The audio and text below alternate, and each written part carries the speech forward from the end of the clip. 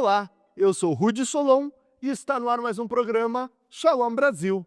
Nas últimas semanas, a rotina em Israel voltou a ser marcada por algo que ninguém deseja ouvir com tanta frequência: sirenes. Sim, o tempo inteiro, alertas de mísseis que interrompem reuniões, aulas e refeições. E dependendo da cidade, as pessoas têm pouquíssimos segundos para chegar aos abrigos.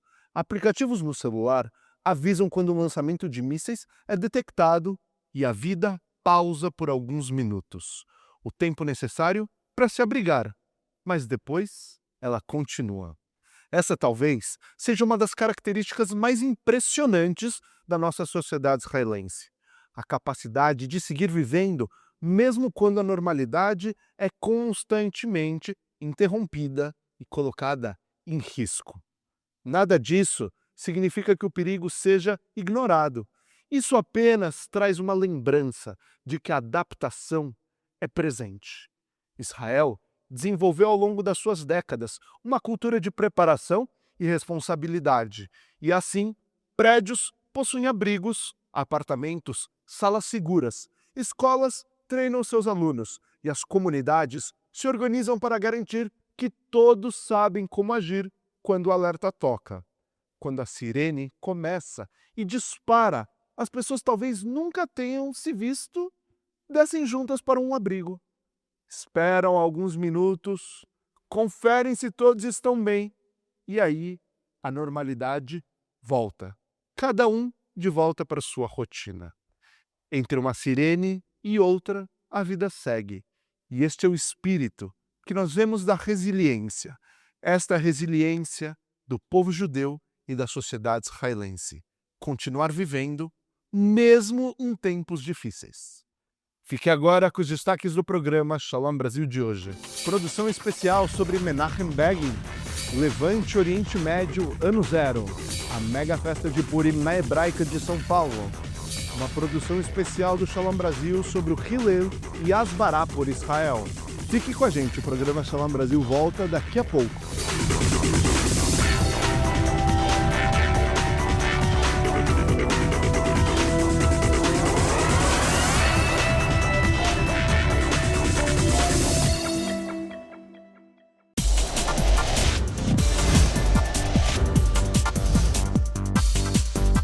Rabino responde. Como educar uma criança para que ela tenha valores sólidos sem sufocá-las com regras?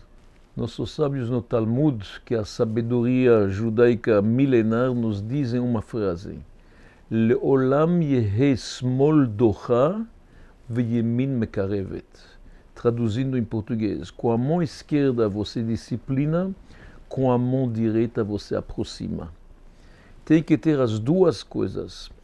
Não pode mimar apenas, e não pode só abraçar e dar, na verdade, e dar, porque nesse caso estragamos a criança, mas também não pode corrigir, e não pode sempre disciplinar, e sempre criticar e gritar, isso também não funciona.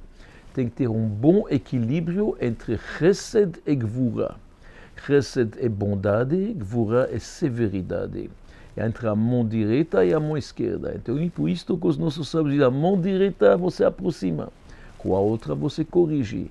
Tendo um bom equilíbrio esses dois, os resultados são maravilhosos. Purim já é uma das datas mais alegres do calendário judaico. Agora imagina quando ela vira um parque de diversões. São brincadeiras, atividades e muitos personagens no Mega Purim da Hebraica de São Paulo, que também trouxe um desfile com várias fantasias. Confira todos os detalhes. A Hebraica de São Paulo realizou mais uma edição do Mega Purim no Centro Cívico do clube.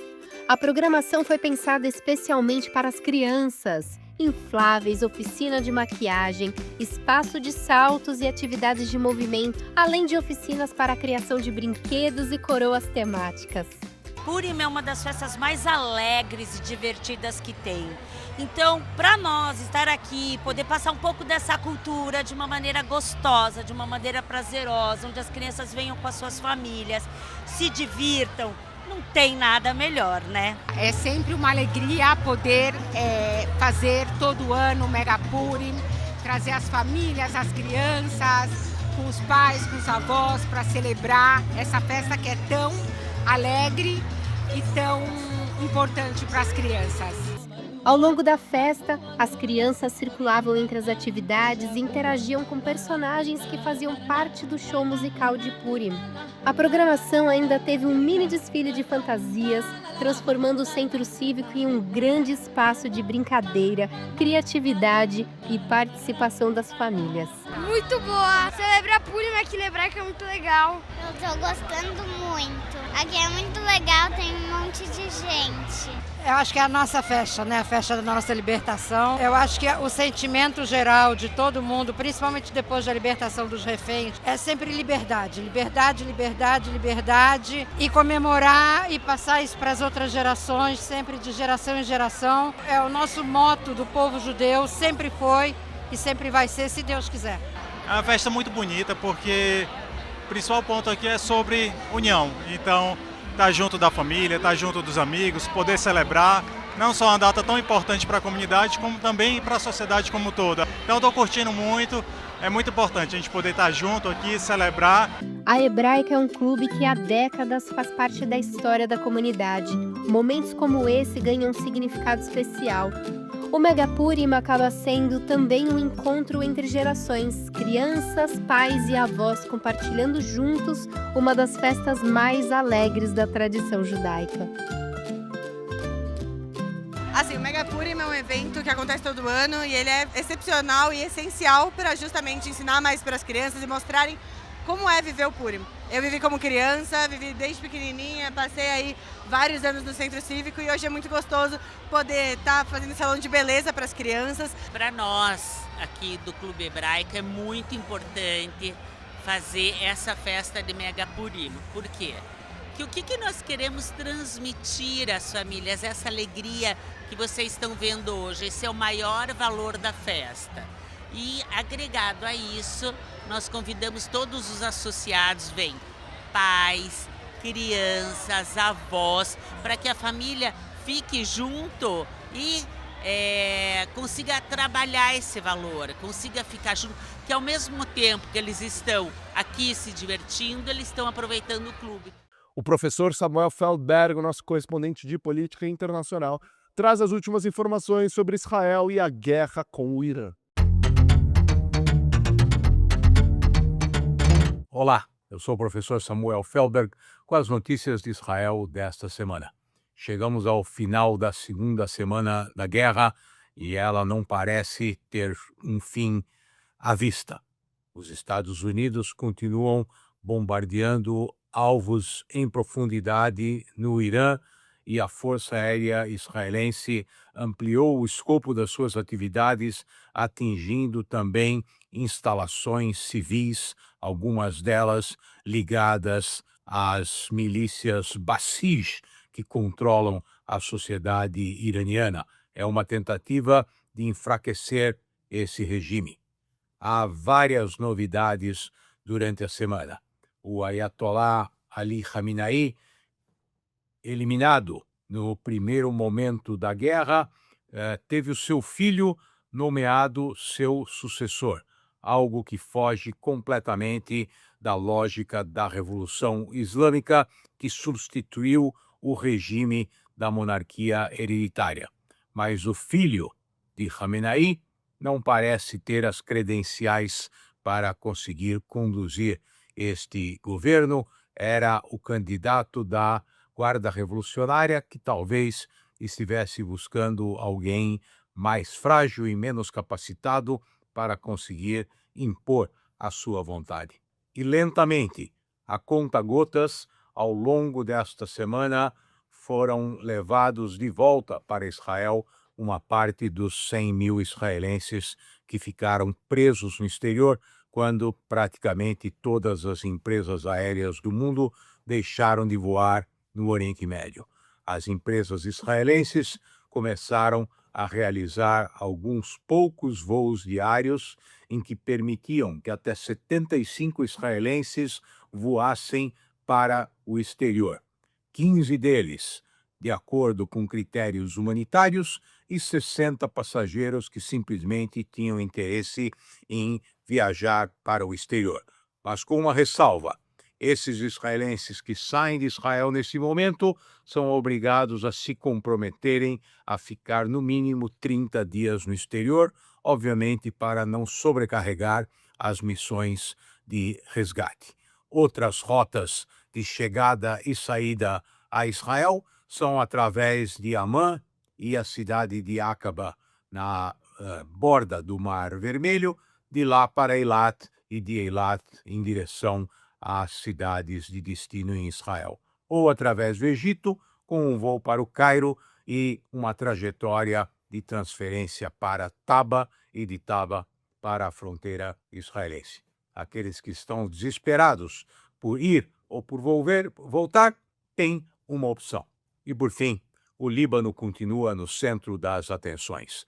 O Hezbollah voltou a lançar barragens de foguetes em um dos dias dessa semana.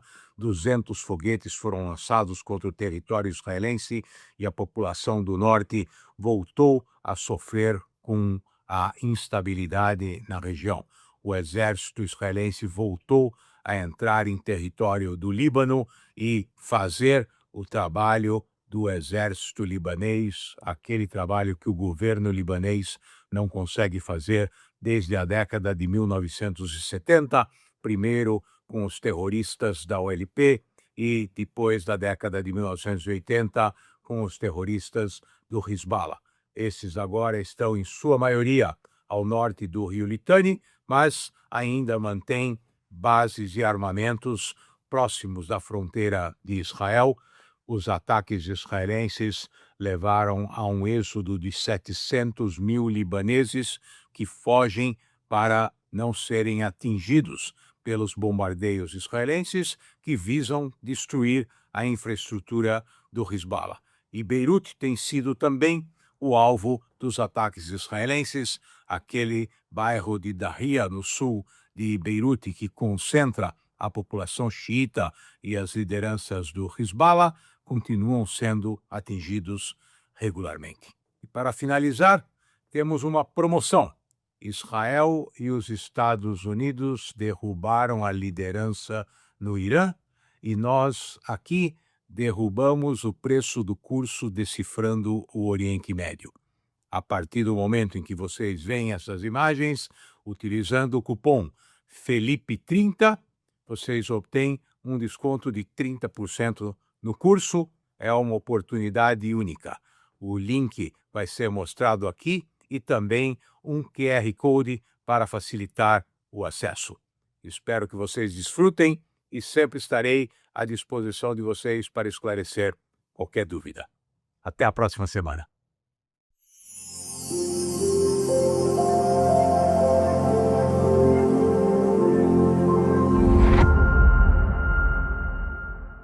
Na última terça-feira, 3 de março, o presidente do Senado e do Congresso Nacional abriu, no Salão Negro do Congresso, a exposição Eles Nos Deram Novamente Esperança. A mostra reúne fotos, gravuras e textos que retratam a história de crianças sobreviventes do campo de concentração de Dachau, na Alemanha, durante a Segunda Guerra Mundial.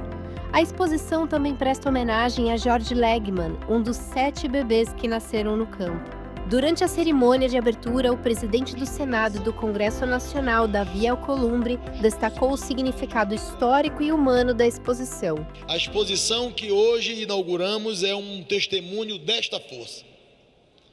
Recordar não é apenas o exercício de memória histórica, é um dever moral de todos nós. Preservar essa memória é alertar as novas gerações para os perigos do antissemitismo, da intolerância e da negação histórica. E o homenageado de hoje, George Legman, personifica como poucos a capacidade que o povo judeu tem de resistir, de sobreviver, de prosperar. George Legman é um dos 7 bebês que nasceram no campo de concentração de Dachau em dezembro de 1944.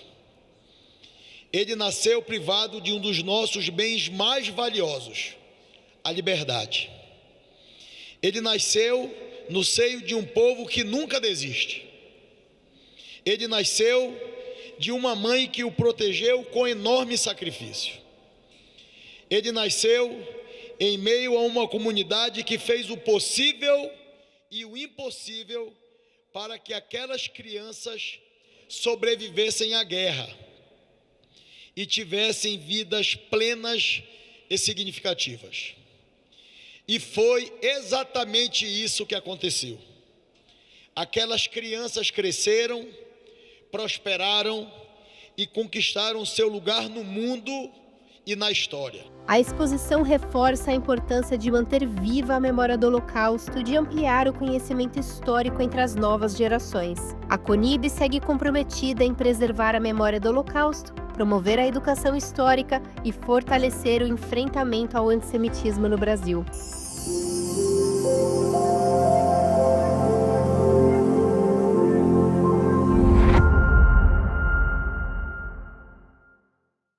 A seguir, produção especial Shalom Brasil sobre Menachem Begin.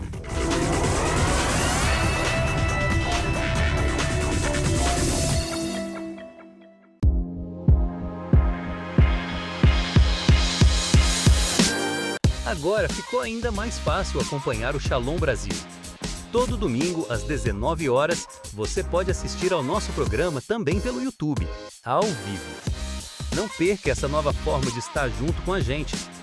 Inscreva-se no canal, ative as notificações e venha viver o Shalom Brasil com a gente todos os domingos às 19 horas. Esperamos por você! –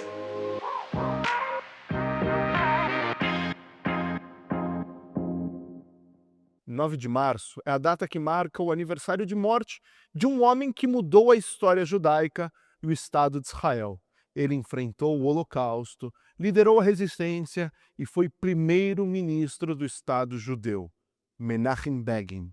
Confira todos os detalhes e curiosidades deste líder do povo na produção especial do Shalom Brasil de hoje.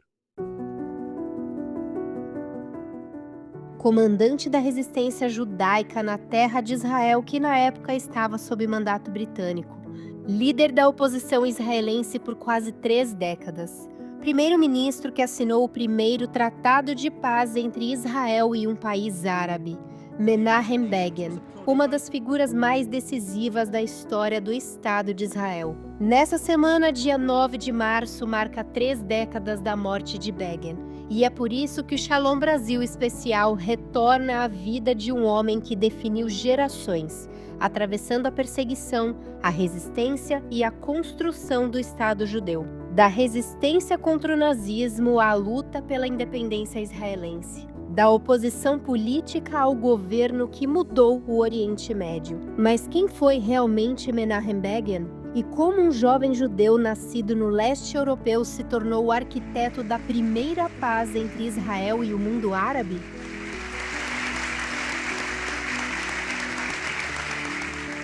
Menachem Begin nasceu em 16 de agosto de 1913 em Brest-Litovsk, parte do Império Russo que hoje Belarus.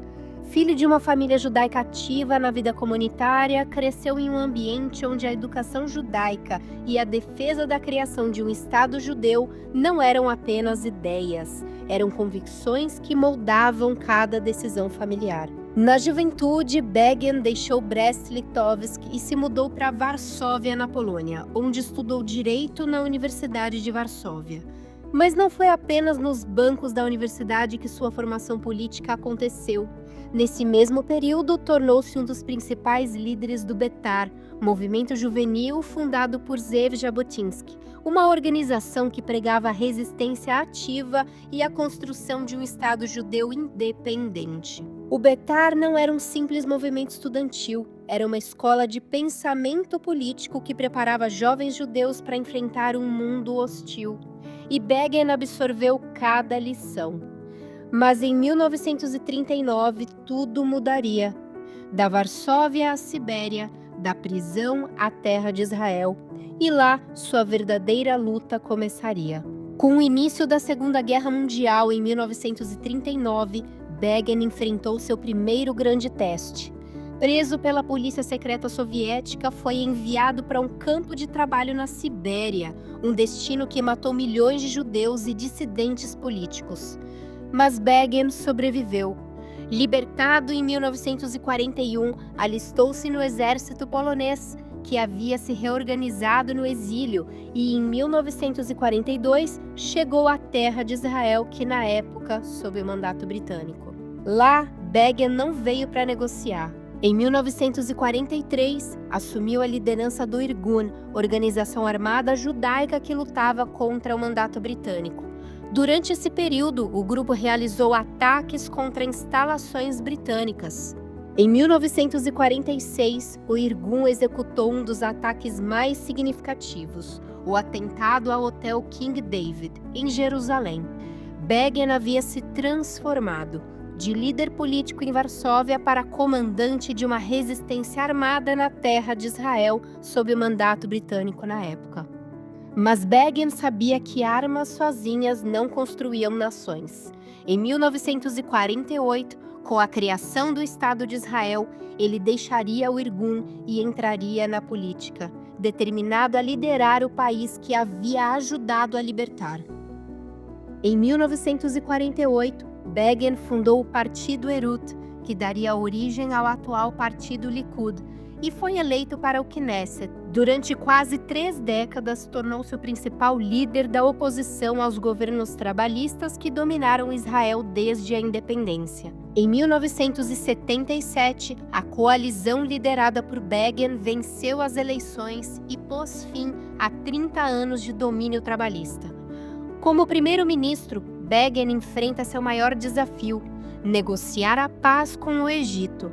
Mas antes de encontrar o presidente americano Jimmy Carter em Washington, Begin procurou o Rebbe de Lubavitch, buscando sua bênção e orientação espiritual para as negociações que mudariam o Oriente Médio. Em Jerusalém, Begin recebeu o presidente egípcio Anwar Sadat, uma visita histórica que abriu caminho para as negociações de Camp David. O acordo, assinado em 1978, estabeleceu o primeiro tratado de paz entre Israel e um país árabe, prevendo a devolução da península do Sinai ao Egito. Pelas negociações que levaram ao acordo de paz, Menachem Begin e Anwar Sadat receberam juntos o Prêmio Nobel da Paz em 27 de outubro de 1978. O tratado encerrava 3 décadas de guerras entre Israel e Egito e abria um novo capítulo na história do Oriente Médio. Mas Begin não era apenas um diplomata. Durante seu governo, autorizou, em 1981, o ataque da Força Aérea Israelense ao reator nuclear iraquiano de Osirak, perto de Bagdá, com o objetivo de impedir o regime de Saddam Hussein de desenvolver capacidade nuclear. No ano seguinte, em 1982, Israel lançou a Operação Paz para Galileia, marcando o início da Guerra do Líbano. Porém, no mesmo período, Begin enfrentou forte pressão política e uma crise pessoal profunda. Sua esposa, Alisa, morreu em 1982. O homem que havia mudado o Oriente Médio não conseguiu lidar com a perda da esposa. Em 1983, renunciou ao cargo de primeiro-ministro e se afastou da vida pública. Menachem Begin morreu em 9 de março de 1992, em Tel Aviv, aos 78 anos. Foi enterrado no Monte das Oliveiras, em Jerusalém, o lugar que havia lutado toda a vida para libertar. A trajetória de Menachem Begin atravessa os momentos mais decisivos da história do povo judeu e do Estado de Israel, da juventude na Europa à liderança na luta contra o mandato britânico, da longa vida na oposição à chegada ao governo. Begin se tornou uma das figuras centrais da história israelense. Como primeiro-ministro, assinou o primeiro tratado de paz entre Israel e um país árabe, um feito que o mundo reconheceu com o Prêmio Nobel da Paz. Mas seu legado vai além das negociações diplomáticas. Begin representa uma geração que não apenas sobreviveu ao Holocausto, mas construiu um Estado judeu independente. Mais de 3 décadas após sua morte, sua história continua sendo lembrada como parte fundamental da construção e do desenvolvimento do Estado de Israel. E continua relevante para compreender quem somos e por que Israel existe. O podcast Levante ganhou uma nova versão com um debate ao vivo que trouxe especialistas e plateia para discutirem no Teatro Moisés Safra. Enquanto a tensão entre Israel e Irã ganha novos capítulos no Oriente Médio, o encontro em São Paulo reuniu especialistas para analisar o que está em jogo nesse momento de instabilidade na região. O Teatro Safra, no Colégio Renascença, recebeu uma edição ao vivo do podcast Levante, promovido pela Stand With Us Brasil. O debate partiu de uma pergunta central: como as disputas militares, as alianças regionais e a presença dos Estados Unidos estão redesenhando o equilíbrio político do Oriente Médio? Bom, aqui no Renascença, a gente se preocupa muito com a questão do antissemitismo, com instruir os alunos, falar muito do assunto e, principalmente, tentar atrair as crianças que não estão em colégios judaicos para a escola judaica, exatamente para que eles possam entender e que a gente não esqueça tudo o que aconteceu e que não volte a ocorrer. E o Samuel e o Caio comentaram que estudaram na escola a partir da década de 60. E apresentamos a ideia de se produzir o podcast ao vivo, um episódio do podcast ao vivo no novo Teatro do Renascença, o Teatro Moisés Safra.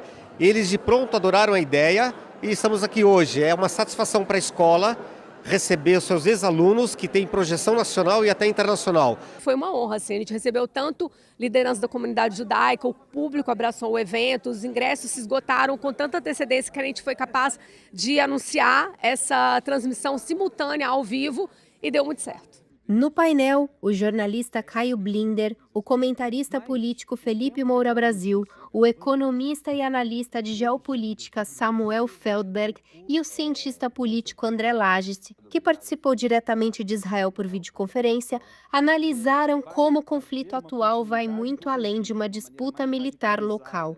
Segundo os especialistas, a região vive uma fase de confrontos indiretos, em que países atuam por meio de alianças, milícias e estratégias de dissuasão. Um tabuleiro complexo, onde cada movimento militar ou político pode alterar o equilíbrio regional. Tensões entre Israel e o Irã, movimentações militares no Golfo e o envolvimento de grandes potências criam um cenário em que qualquer incidente pode gerar repercussões muito além das fronteiras do conflito. Faz parte da polarização da política brasileira, e mostra basicamente a incapacidade de muita gente no Brasil de ver a situação como ela é no Oriente Médio, e essa situação complexa ela é simplificada para as rivalidades políticas brasileiras. O que nós estamos vendo nesses primeiros dias do conflito é um enfraquecimento significativo daquele eixo formado pelo Irã, que se compunha do Irã como um polvo tentando disseminar os seus tentáculos através de associados radicais na região e que enfrentam os países considerados conservadores, moderados, sunitas e que, obviamente, se aliaram a Israel e aos Estados Unidos. E eu acho muito importante esse tipo de conversa com a presença do público sobre temas tão sensíveis nessa era de polarização, de preconceito, de tentativas de linchamento virtual, de não ouvir o outro. Então, todos esses conflitos internacionais geram muitas paixões, muito ódio, mas é muito importante que pessoas cultas possam falar com serenidade, com consistência sobre as bases, sobre as premissas, sobre aquilo que realmente está acontecendo e o que a gente precisa refletir em cima. E, inclusive, fazer projeções a respeito do futuro, o que irá acontecer. Ao reunir jornalistas, analistas e lideranças comunitárias, o Levante buscou ampliar o debate sobre um conflito que influencia decisões diplomáticas, estratégias militares e o próprio clima político em diferentes partes do mundo. Em um tempo em que a informação circula em segundos e nem sempre com contexto, entender o que realmente está acontecendo no Oriente Médio se tornou um desafio. E, ao mesmo tempo, uma necessidade. É muito importante que a gente tenha toda a comunidade prestigiando esses palestrantes incríveis, pontos de vista diferentes, num momento que a gente precisa se alimentar, se nutrir de informação profunda, relevante, rica. E pontos de vista também. Eu acho que esses jornalistas trazem um pouco da subjetividade também, da experiência deles, são todos muito experientes. Tem um papel de esclarecimento permanente, como foi dito aqui, que eu também realmente penso dessa forma, que temos que estar muito atentos aos fake news, há muita distorção, e nesse sentido é claro que nós, judeus, e também amantes de Israel, e sempre perto de Israel, e junto a Israel, sentimos diretamente qualquer impacto de fake news. O Hillel atua não só preparando jovens para assumirem futuramente o comando da comunidade judaica em São Paulo e no Brasil, mas também educando jovens sobre o conflito, sobre a situação de Israel, para que eles consigam passar por esse momento de polarização e de dificuldade para a comunidade judaica de maneira geral, fora de Israel também. A seguir, viagem do Hillel para Israel com foco em advocacy.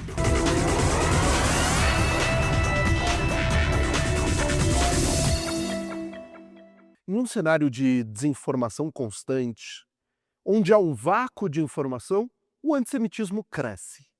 Pensando nisso, o Hillel, que trabalha com educação para a comunidade judaica e advocacy, promoveu mais uma viagem para Israel. Jovens de todo o Brasil tiveram a oportunidade de conferir e aprender não nas redes sociais e não na sala de aula, mas sim no campo.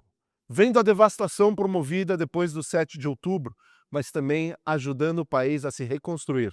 O programa Shalom Brasil acompanhou a viagem do Hillel em Israel e trouxe para você, aqui, todos os detalhes deste momento marcante. Em 7 de outubro de 2023, o mundo assistiu a um dos ataques mais brutais contra Israel. O que veio depois foi igualmente devastador. Uma onda global de antissemitismo sem precedentes.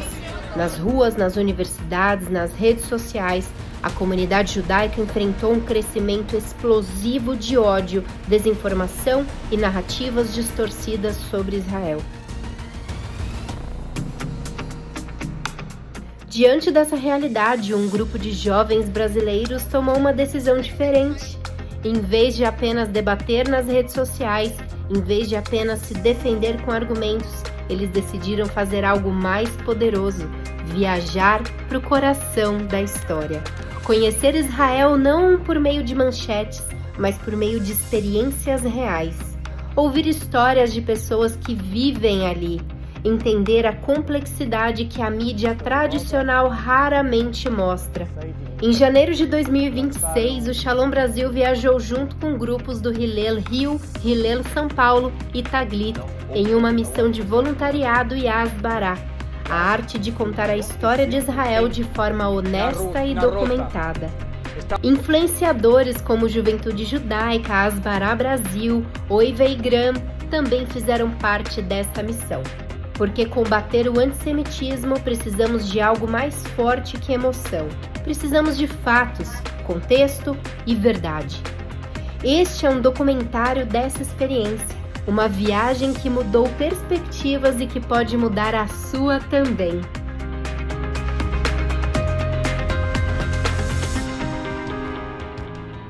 Do avião para a terra, assim começou a missão dos jovens brasileiros em Israel.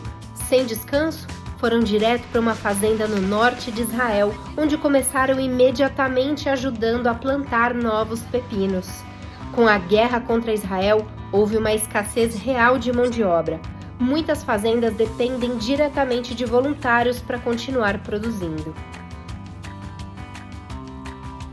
Depois, visitaram Cesareia, uma antiga cidade portuária construída pelo rei Herodes, o Grande, em 22 antes da Era Comum, localizada na costa mediterrânea de Israel.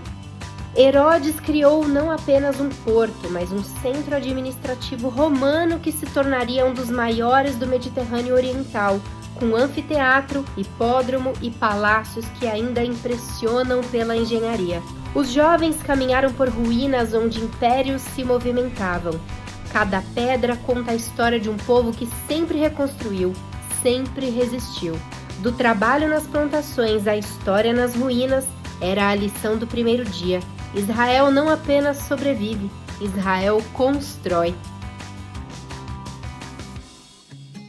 No dia seguinte, os jovens foram para uma fazenda no norte de Israel para ajudar a remover ervas daninhas de uma plantação de morangos.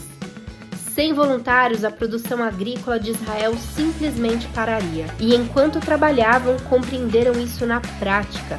Ouviram de Shlomo, que perdeu seu pai e irmão após o 7 de outubro.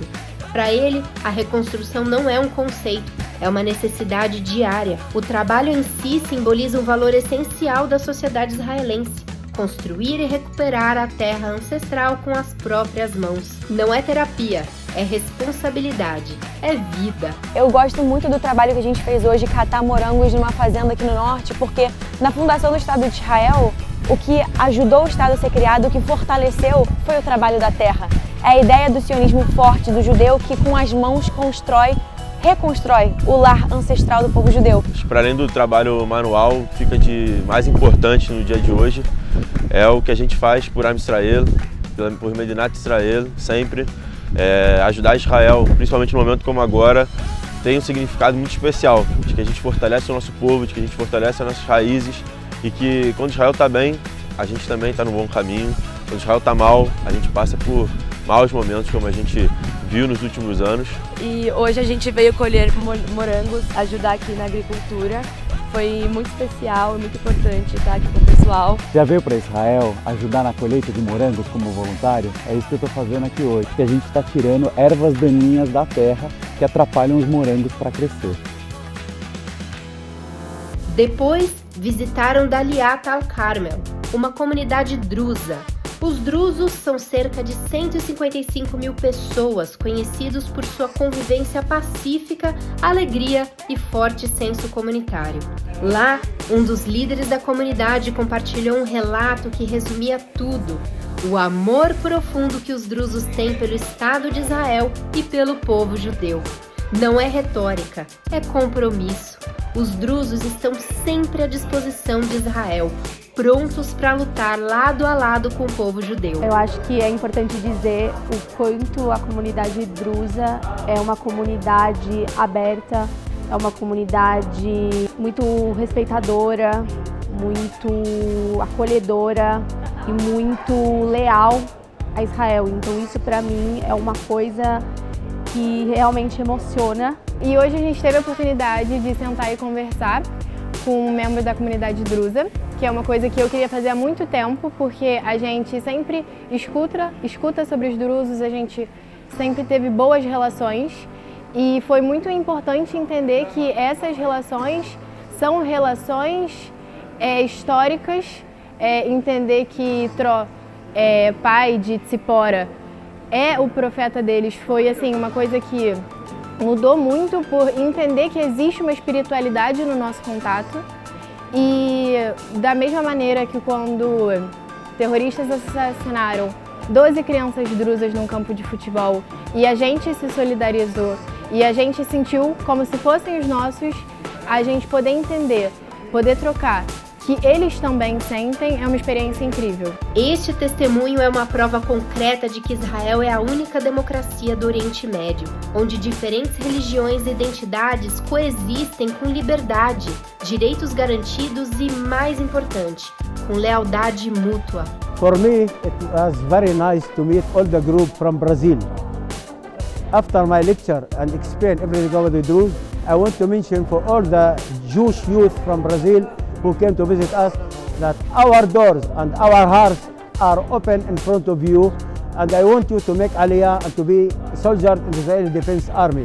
We have to protect our country together. Yahad Ninatsayah.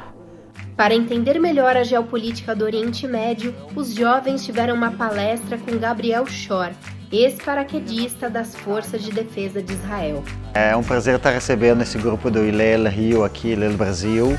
Acho que é muito importante nessa era que nós estamos vivendo, onde o contato com a informação é muito superficial e a falta de informação termina sendo um habitat perigoso, literalmente perigoso. Ele é utilizado por pessoas mal intencionadas.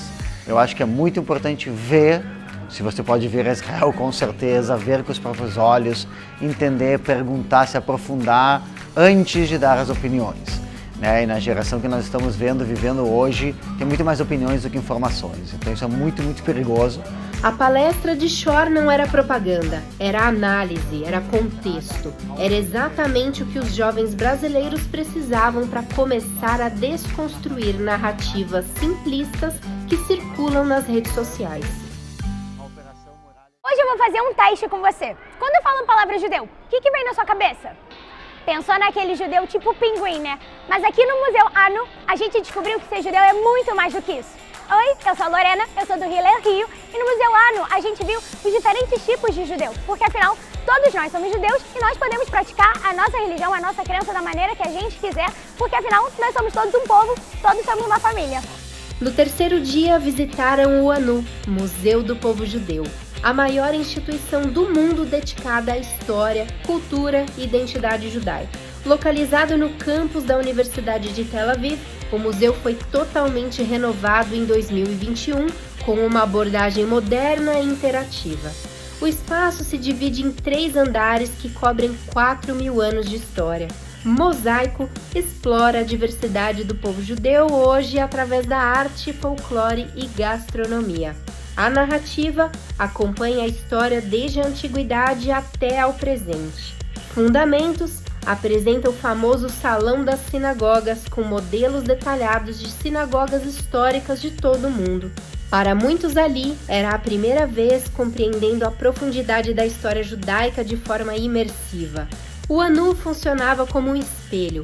Cada sala, cada exposição, cada objeto contava uma história que conectava passado e presente. Era a prova de que a identidade judaica não é monolítica, é plural, diversa, viva. E que Israel, como Estado, é o reflexo dessa pluralidade. Aqui está sendo uma experiência incrível. Esse museu me faz me conectar com as minhas raízes, porque eu vejo as sinagogas, a evolução delas. A gente vê fotos de judeus, a gente vê pinturas, a gente vê toda uma história que é impossível não se emocionar. Os jovens visitaram o Beit Levinstein, um dos maiores centros de reabilitação de Israel. Após o 7 de outubro, centenas de soldados feridos passaram por aqui. Cada corredor carrega o peso do que foi vivido, mas também a força de um país que escolhe cuidar, tratar e reconstruir vidas. Vale lembrar, Israel é uma democracia e isso se traduz na prática. O Beit Levinstein é um espaço aberto a todos, não apenas a judeus israelenses. Quem se fere, independentemente da religião ou origem, recebe atendimento, dignidade e cuidado. Lá, ouviram o relato de um paciente que vivenciou na prática essa realidade. Sua história era a prova de que reconstrução não é apenas um conceito, é um compromisso diário de um país com seus filhos. Na oficina Shapira, em Afo, participaram do projeto Preach Israel, uma iniciativa que conecta soldados como gesto de apoio e solidariedade. Cada joia carrega mais que um presente, carrega a mensagem de que eles não estão sozinhos. É sobre reconhecer quem coloca a vida na linha de frente pela comunidade e pela segurança. E é um projeto que nasceu assim, muito espontâneo. E de repente eu estou andando numa joalheria e eu vejo sobreviventes do Nova fazendo atividades, né?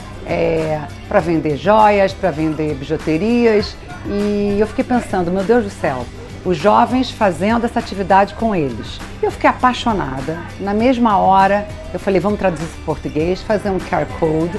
E ele falou, não, mas não acabou, não é assim.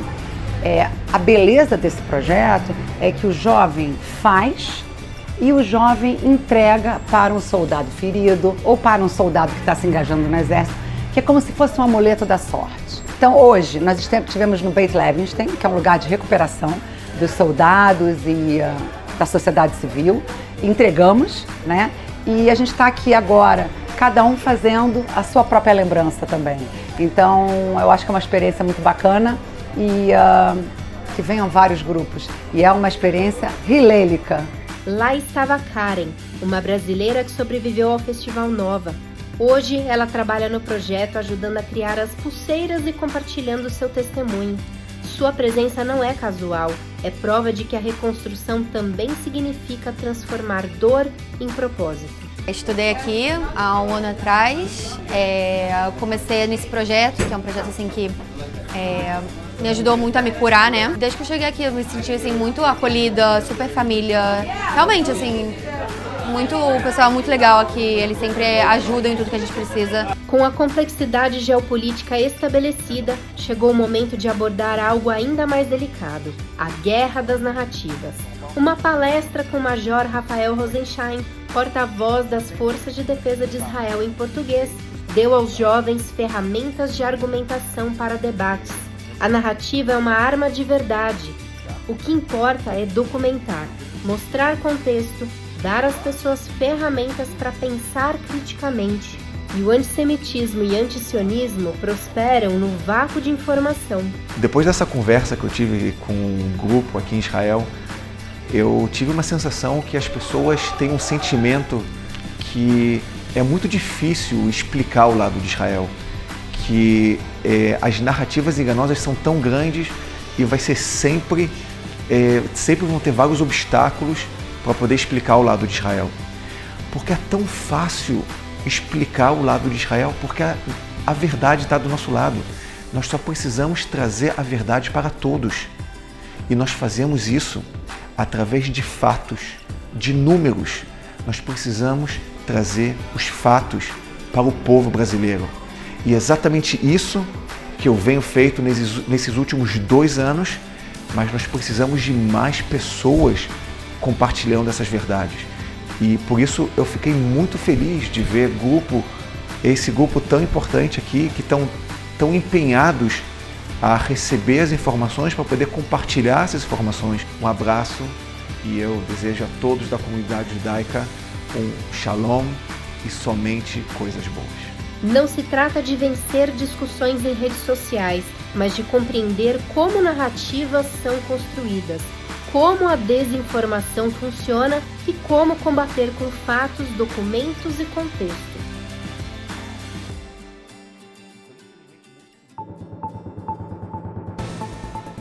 Os primeiros dias plantando árvores e conhecendo as ruínas históricas foram apenas o começo. Agora, esses jovens estavam prestes a viver a parte mais profunda dessa missão: conhecer as pessoas, entender suas histórias e compreender o verdadeiro significado de resiliência. Veja como essa experiência transformou completamente a visão desses jovens brasileiros sobre Israel. A continuação dessa história vem na próxima semana.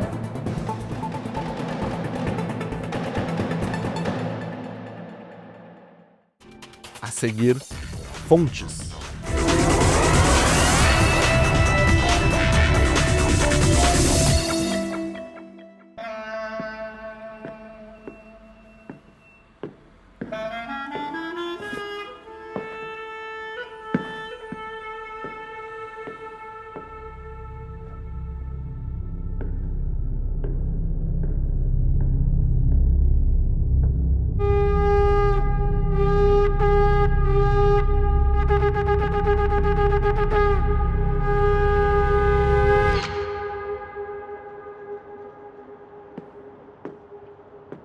Sou eu, Uri. Eu tô aqui na sinagoga. Gostaria de reportar uma mala suspeita.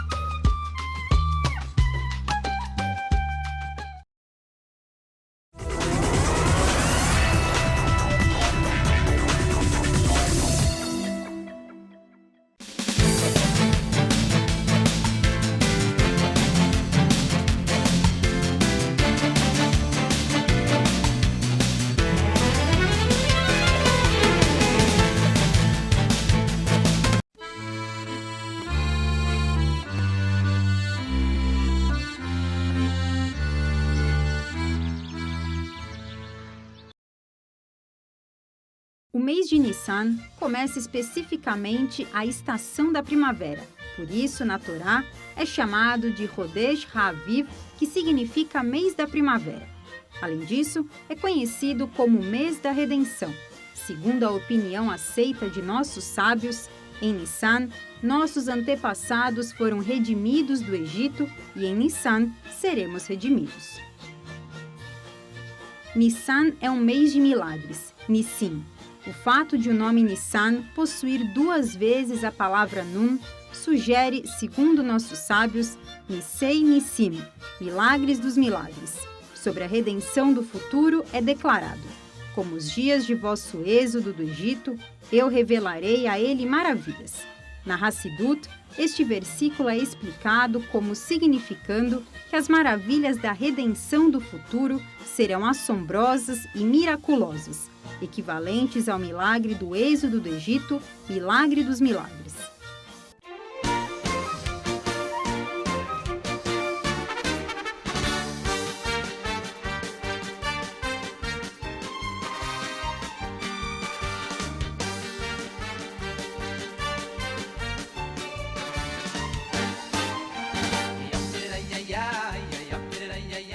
Ich habe gesagt, Frau Rabbi, Sie haben mir das 16 Mischnis und 8 Psokim und Blina durch was habe ich mehr.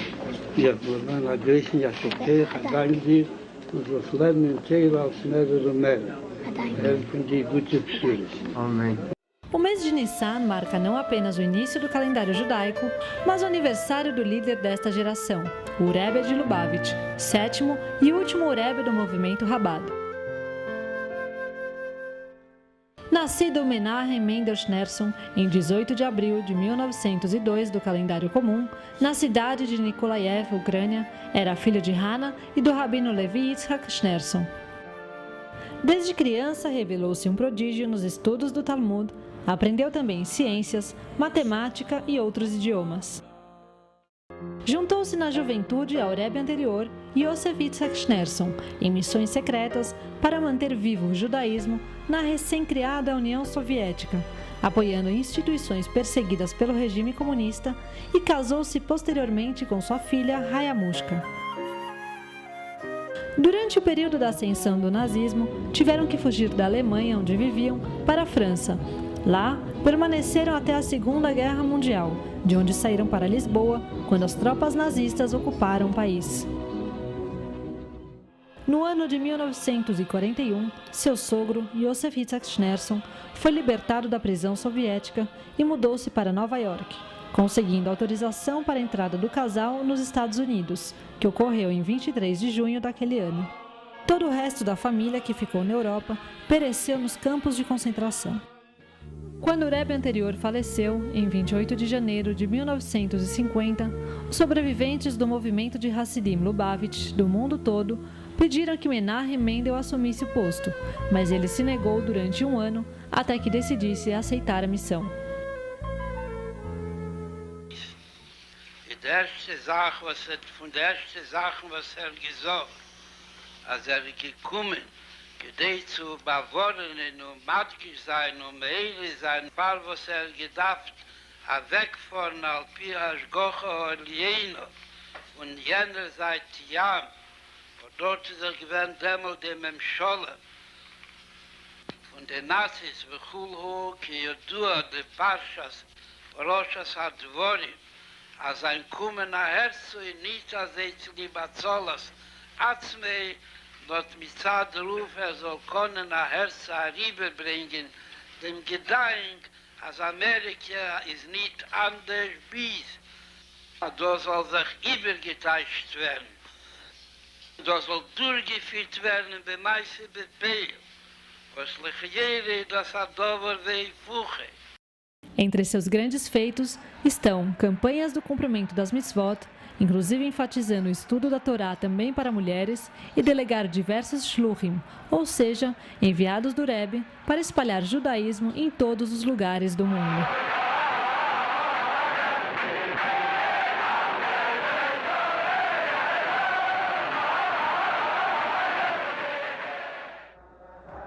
O Rebbe nos passou seu legado e um exemplo a ser seguido. Em sua homenagem, foi outorgada a Medalha de Ouro do Congresso por sua permanente contribuição ao desenvolvimento, educação, moralidade e caridade nos Estados Unidos e no mundo.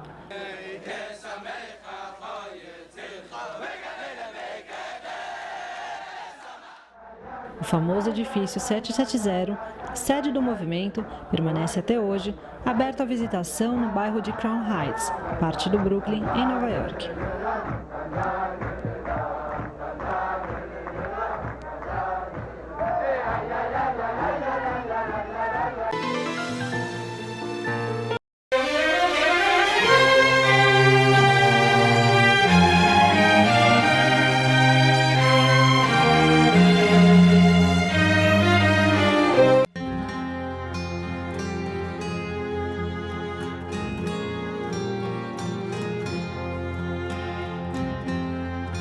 In 1972, as the Rebbe's 70th birthday approached, excitement built up among Hasidim, with many of them arriving from around the world.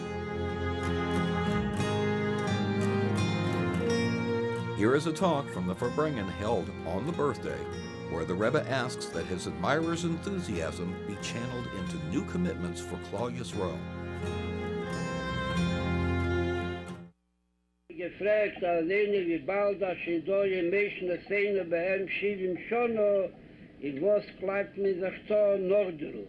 Jede, damit ist eine Zeit, auf Trachten, wegen Opferungsach, וכולי. Aber irgendwann wird das ersten, sie darf nicht gucken auf den Passport, man darf gucken, wie man fühlt sich. Und was noch mehr nicht gehe, wie viel von den Jahren seinen gewählt, schon im Kajomi. Doch nicht der Kunst, was darf sein, verschrieben im Pass oder in Judas Lede, wie Kajetze, bei der Kammer schon ihm. Man darf wissen, er soll sein, der Bob Bayomi, wer tat stopp in Seher, aber kommt zu gehen, mit die alle Tag, bis lechosar, a viele Jeme Chodesh. In der Rentfer, was mit darf der noch tun, da steht gleich noch der Ruf im Posek, wie ihm begwuris. Als das, was sie gewähnt, Chadishus in der Halle schon im Schelifnis ist. Und die Schaas mir macht, achers mit Zedek, ist ach Yoda jinisch benafschi, ist unter Dämmelt, darf mir noch nicht tun, bis Gabrus Yisera. Aber da Azene, was sehr Rinien ist, sehr allein tun, bei Yodayim und bei Raglayim, ist das verbunden mit verschiedenen Elemenies. Bei Meile darf man nun kommen zu unter die, was sollen Herren, die Bakosche und die Hafzore und die Tchina וכולי, אז sie sollen das nicht für den Befehl. Und nicht für den Befehl, sehe ich da ein Heroin Teile. מי שיש לי מונו רצה מסעים, ומי שיש לי מסעים רצה דלת מייס, is a die, was halten, a sie haben getan, kol hainyoni, was haben gedacht, obton und beschleimen. Wo das ist a klolle Sinjen am Hamona, was sie hat in sich mehr, wo das ist a Schleimus in Mispar. Is a Adrabe, nie demot kommt die Zeit, wenn darf sich gehen ruhen, und wegen spazieren, weil schon auch getan und der Grechtli Schleimusse, und das darf der erst Meile sein, Reize Masayim, als darf wählen zweimal sehr viel und nicht genachter Heid, als sollte sein Masayim.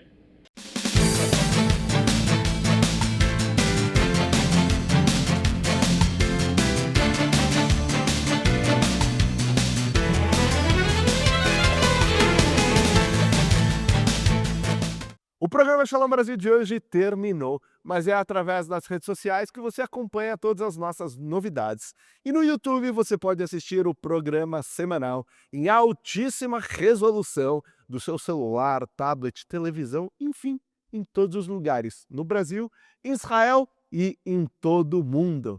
Nós temos um encontro marcado aqui na semana que vem. Um grande abraço e Shalom Brasil!